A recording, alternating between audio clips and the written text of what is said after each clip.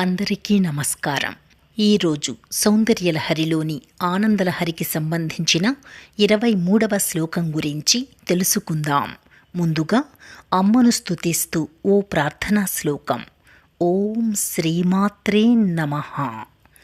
హ్రీంకారాసనగర్భితానలసిఖాం సౌః క్లీం కళాం బిభ్రతీం సౌవర్ణాంబరధారిణీం వరసుధాధౌతాం త్రినేత్రోజ్వలాం వందే పుస్తకపాశమంకుశధరాం స్రగ్భూషితాముజ్వలాం త్వాం గౌరీం త్రిపురాం పరాత్పరకళాం శ్రీచక్ర సంచారిణీ. ఇప్పుడు సౌందర్యలహరిలోని ఆనందలహరికి సంబంధించిన 23వ శ్లోకం. త్వయా హృత్వా వామం వపుర పరితృప్తేన మనసా శరీరార్థం శంభోరపరమపి శంకే హృతమభూత్ యదేతత్వద్రూపం సకలమరుణాభం త్రినయనం కుచాభ్యామానమ్రం కుటిలశశి చూడాలమకుటం.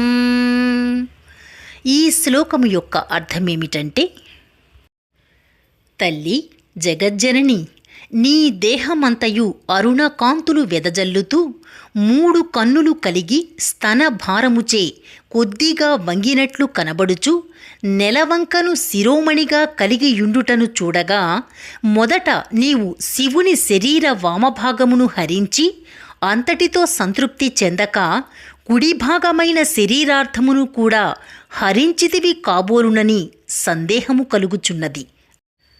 అమ్మా, తాదాత్మ్యమైన ఈశ్వరుని నీ రూపములు అభేదములు.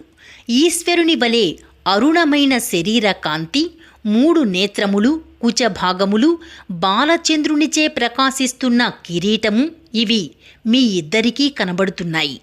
దీనిని చూస్తుంటే ఈశ్వరుడు ప్రసాదించిన అర్ధ శరీరముతో తృప్తిపడక ఆయన మొత్తం శరీరాన్ని నిండి ఉన్నావని భావిస్తాను. రేపు 24వ శ్లోకం గురించి తెలుసుకుందాం. ఓం శ్రీమాత్రే నమః.